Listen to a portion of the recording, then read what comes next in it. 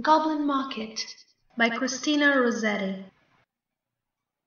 Morning and evening, maids heard the goblins cry, "Come buy our orchard fruits, come buy apples and quinces, lemons and oranges, plump unpecked cherries, melons and raspberries, bloom down-cheeked peaches, swart-headed mulberries, wild free-born cranberries, crab-apples, dewberries, pineapples, blackberries, apricots, strawberries, all ripe together in summer weather, morns that pass by, fair eves that fly, come buy, our grapes fresh from the vine, pomegranates full and fine, dates and sharp bullaces, rare pears and greengages, damsons and bilberries, taste them and try, currants and gooseberries, bright firelight barberries, figs to fill your mouth, citrons from the south, sweet to tongue and sound to eye,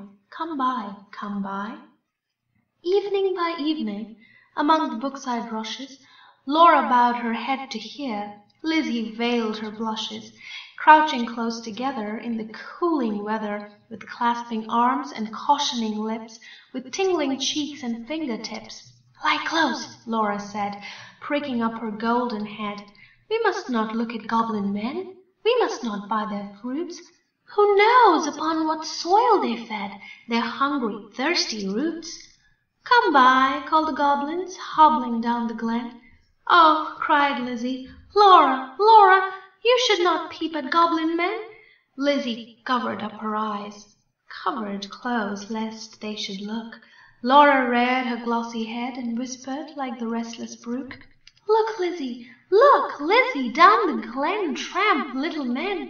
One holds a basket, one bears a plate, one lugs a golden dish of many pounds weight. How fair the vine must grow, whose grapes are so luscious, how warm the wind must blow through those fruit bushes." "No," said Lizzie, no, their offers should not charm us. Their evil gifts would harm us." She thrust a dimpled finger in each ear, shut eyes, and ran. Curious Laura chose to linger, wondering at each merchant man. One had a cat's face, one whisked a tail, one tramped at a rat's pace, one crawled like a snail, one like a wombat prowled obtuse and furry, one like a rattle tumbled hurry-scurry. She heard a voice like voice of doves, cooing all together. They sounded kind and full of loves in the pleasant weather. Laura stretched her gleaming neck, like a rush-embedded swan, like a lily from the beck, like a moonlit poplar branch, like a vessel at the launch when its last restraint is gone. Backwards up the mossy glen turned and trooped the goblin men, with their shrill repeated cry, "Come buy." When they reached where Laura was, they stood stock still upon the moss, leering at each other, brother with queer brother, signaling each other, brother with sly brother. One set his basket down, one reared his plate, one began to weave a crown of tendrils, leaves, and rough nuts brown. Men sell not such in any town. One heaved the golden weight of dish and fruit to offer her. Come buy, was still their cry. Laura stared, but did not stir, longed, but had no money. The whisk-tailed merchant bade her taste in tones as smooth as honey. The cat-faced purred, the rat-faced spoke a word of welcome, and the snail-paced even was heard. One parrot-voiced and jolly cried, "Pretty goblin," still for pretty Polly. One whistled like a bird, but sweet-toothed Laura spoke in haste. "Good folk, I have no coin to take or to purloin. I have no copper in my purse, I have no silver either, and all my gold is on the furze that shakes in windy weather above the rusty heather." "You have much gold upon your head," they answered all together. "Buy from us with a golden curl." She clipped a precious golden lock, she dropped a tear more rare than pearl, then sucked their fruit globes fair or red, sweeter than honey from the rock, stronger than man-rejoicing wine, clearer than water flowed that juice. She never tasted such before. How should it cloy with length of use? She sucked and sucked and sucked the more fruits which that unknown orchard bore. She sucked until her lips were sore, then flung the emptied rins away, but gathered up one kernel stone, and knew not, was it night or day, as she turned home alone. Lizzie met her at the gate, full of wise upbraidings. Dear, you should not stay so late. Twilight is not good for maidens. Should not loiter in the glen, in the haunts of goblin men. Do you not remember Jeanie? How she met them in the moonlight, took their gifts both choice and many, ate their fruits and wore their flowers, plucked from bowers, where summer ripens at all hours. But even in the noonlight she pined and pined away, sought them by night and day, found them no more, but dwindled and grew grey, then fell with the first snow, while to this day no grass will grow where she lies low. I planted daisies there a year ago that never blow. You should not loiter so. Nay, hush, said Laura. Nay, hush, my sister. I ate, and ate my fill, yet my mouth waters still. To-morrow night I will buy more, and kissed her. Have done with sorrow. I'll bring you plums to-morrow, fresh on their mother's twigs, cherries worth getting. You cannot think what figs my teeth have met in, what melons icy cold, piled on a dish of gold, too huge for me to hold, what peaches with a velvet nap, pellucid grapes without one seed. Odorous indeed must be the mead whereon they grow, and pure the wave they drink, with lilies at the brink, and sugar sweet their sap. Golden head by golden head, like two pigeons in one nest, folded in each other's wings, they lay down in their curtained bed, like two blossoms on one stem, like two flakes of new-fallen snow, like two wands of ivory, tipped with gold for awful kings. Moon and stars gazed in at them, wind sang to them a lullaby, lumbering owls forbore to fly, not a bat flapped to and fro round their nest. Cheek to cheek and breast to breast, locked together in one nest. Early in the morning, when the first cock crowed his warning, neat like bees, as sweet and busy, Laura rose with Lizzie, fetched in honey, milked the cows, aired and set to rights the house, kneaded cakes of whitest wheat, cakes for dainty mouths to eat. Next churned butter, whipped up cream, fed their poultry, sat and sewed, talked as modest maidens should. Lizzie with an open heart, Laura in an absent dream, one content, one sick in part, one warbling for the mere bright day's delight, one longing for the night. At length slow evening came. They went with pitchers to the reedy brook, Lizzie most placid in her look, Laura most like a leaping flame. They drew the gurgling water from its steep. Lizzie plucked purple and rich golden flags, then turning homeward said, The sunset flushes those furthest, loftiest crags. Come, Laura, not another maiden lags, no wilful squirrel wags, the beasts and birds are fast asleep. But Laura loitered, still among the rushes, and said the bank was steep, and said the hour was early still, the dew not fallen, the wind not chill, listening ever, but not catching the customary cry, come by, with its iterated jingle of sugar-baited words, not for all her watching, once discerning even one goblin, racing, whisking, tumbling, hobbling, let alone the herds that used to tramp along the glen, in groups or single, of brisk fruit merchant men, till Lizzie urged, O Laura, come, I hear the fruit call, but I dare not look. You should not loiter longer at this brook. Come with me home. The stars rise, the moon bends her arc, each glowworm winks her spark. Let us get home before the night grows dark, for clouds may gather, though this is summer weather, put out the lights and drench us through. Then if we lost our way, what should we do? Laura turned cold as stone, to find her sister heard that cry alone, that goblin cry, Come buy our fruits, come buy. Must she then buy no more such dainty fruit? Must she no more such succulous pasture find, gone deaf and blind? Her tree of life drooped from the root. She said not one word in her heart-sore ache, but peering through the dimness, not discerning, trudged home, her pitcher dripping all the way. She crept to bed and lay silent till Lizzie slept, then sat up in a passionate yearning, and gnashed her teeth for balked desire, and wept as if her heart would break. Day after day, night after night, Laura kept watch in vain, in sullen silence of exceeding pain. She never caught again the goblin cry, "Come by, come by." She never spied the goblin men, hawking their fruits along the glen. But when the noon waxed bright, her hair grew thin and grey. She dwindled as the fair moon doth turn to swift decay and burn her fire away. One day, remembering her kernel stone, she set it by a wall that faced the south, dewed it with tears, hoped for a root, watched for a waxing shoot, but there came none. It never saw the sun, it never felt the trickling moisture run, while with sunk eyes and faded mouth she dreamed of melons, as a traveller sees false waves in desert drought, with shade of leaf-crowned trees, and burns the thirstier in the sandful breeze.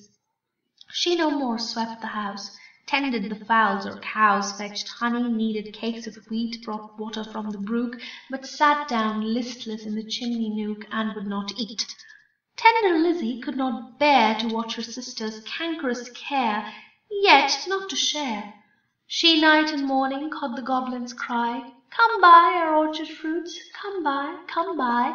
Beside the brook, along the glen, she heard the tramp of goblin men. The yoke and stir poor Laura could not hear, longed to buy fruit to comfort her, but feared to pay too dear. She thought of Jeanie in her grave, who should have been a bride, but who for joy's brides hoped to have, fell sick and died in her gay prime in earliest winter time, with the first glazing rime, with the first snowfall of crisp winter time, till Laura dwindling seemed knocking at death's door.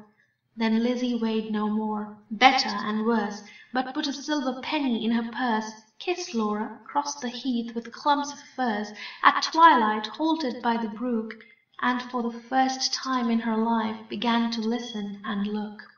Laughed every goblin when they spied her peeping, came towards her hobbling, flying, running, leaping, puffing and blowing, chuckling, clapping, crowing, clucking and gobbling, mopping and mowing, full of airs and graces, pulling wry faces, demure grimaces, cat-like and rat-like, rattle and wombat-like, snail-paced in a hurry, parrot-voiced and whistler, helter-skelter, hurry-scurry, chattering like magpies, fluttering like pigeons, gliding like fishes, hugged her and kissed her, squeezed and caressed her, stretched up their dishes, panniers and plates. Look at our apples, russet and dun, bob at our cherries, bite at our peaches, citrons and dates, grapes for the asking, pears red with basking, out in the sun, plums on their twigs, pluck them and suck them, pomegranates, figs.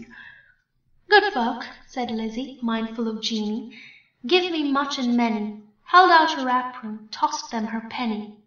Nay, take a seat with us, honour and eat with us, they answered grinning, our feast is but beginning. Night yet is early, warm and dew-pearly, wakeful and starry. Such fruits as these no man can carry. Half their blossom would fly, half their dew would dry, half their flavour would pass by. Sit down and feast with us, be welcome guest with us, cheer you and rest with us. Thank you, said Lizzie, but one waits at home alone for me. So without further parleying, if you will not sell me any of your fruits, though much and many, give me back my silver penny I tossed you for a fee. They began to scratch their pates, no longer wagging, purring, but visibly demurring, grunting and snarling. One called her proud, cross-grained, uncivil.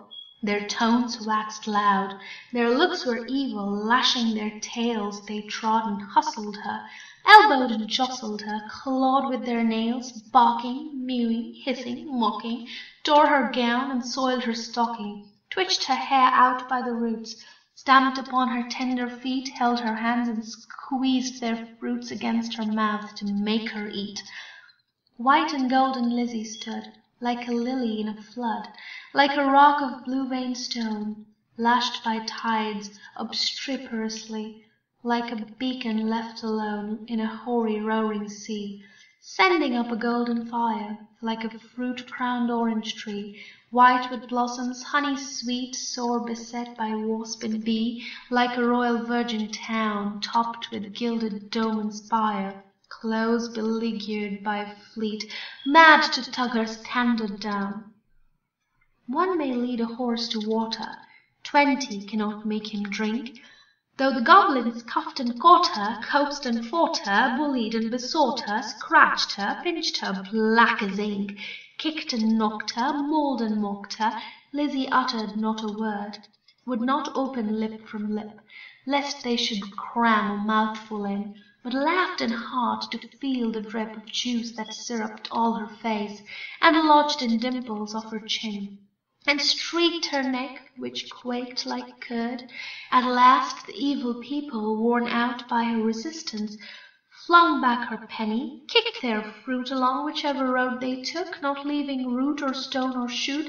Some writhed into the ground, some dived into the brook with ring and ripple, some scudded on the gale without a sound, some vanished in the distance. In a smart ache tingle Lizzie went her way. Knew not was it night or day, sprang up the bank, tore through the furze, threaded copse and dingle, and heard her penny jingle bouncing in her purse. Its bounce was music to her ear. She ran and ran, as if she feared some goblin man dogged her with jibe or curse, or something worse. But not one goblin scurried after, nor was she pricked by fear. The kind heart made her windy paced, that urged her home quite out of breath with haste and inward laughter. She cried, "Laura, up the garden, did you miss me? Come and kiss me, never mind my bruises. Hug me, kiss me, suck my juices, squeezed from goblin fruits for you, goblin pulp and goblin dew. Eat me, drink me, love me, Laura, make much of me. For your sake I have braved the glen, and had to do with goblin merchantmen." Laura started from her chair, flung her arms up in the air, clutched her hair. "Lizzie, Lizzie, have you tasted for my sake the fruit forbidden? Must your light like mine be hidden, your young life like mine be wasted, undone in mine undoing, and ruined in my ruin, thirsty, cankered, goblin-ridden?" She clung about her sister, kissed and kissed and kissed her. Tears once again refreshed her shrunken eyes. Dropping like rain after the long sultry drought, shaking with anguish, fear, and pain, she kissed and kissed her with a hungry mouth. Her lips began to scorch. That juice was wormwood to her tongue. She loathed the feast. Riding as one possessed, she leaped and sung, rent all her robe, and wrung her hands in lamentable haste, and beat her breast. Her locks streamed like the torch borne by a racer at full speed, or like the mane of horses in their flight, or like an eagle when she stems the light straight toward the sun, or like a caged thing freed, or like a flying flag when armies run. Swift fire spread through her veins, knocked at her heart, met the fire smouldering there, and overbore its lesser flame. She gorged on bitterness without a name. Ah, fool, to choose such part of soul-consuming care! Sense failed in the mortal strife, like the watch-tower of a town, which an earthquake shatters down, like a lightning-stricken mast, like a wind-uprooted tree spun about, like a foam-topped waterspout. Cast down headlong in the sea, she fell at last. Pleasure past and anguish past. Is it death, or is it life? Life out of death. That night long Lizzie watched by her, counted her pulses' flagging stir, felt for her breath, held water to her lips, and cooled her face with tears and fanning leaves. But when the first birds chirped about their eaves, and early reapers plodded to the place of golden sheaves and dewed grass bowed in the morning wind so brisk to pass, and new buds with new day opened of cup-like lilies on the stream, Laura awoke as from a dream. laughed in the innocent old way, hugged Lizzie, but not twice or thrice. Her gleaming locks showed not one thread of grey. Her breath was sweet as May, and light danced in her eyes. Days, weeks, months, years afterwards, when both were wives, with children of their own, their mother hearts beset with fears, their lives bound up in tender lives, Laura would call the little ones and tell them of her early prime, those pleasant days long gone, of not returning time, would talk about the haunted glen, the wicked, quaint fruit merchant men, their fruits like honey to the throat, but poison in the blood, men sell not such in any town, would tell them how her sisters stood in deadly peril to do her good and win the fiery antidote, then joining hands to little hands would bid them cling together, for there is no friend like a sister in calm or stormy weather, to cheer one on the tedious way, to fetch one if one goes astray, to lift one if one totters down, to strengthen whilst one stands.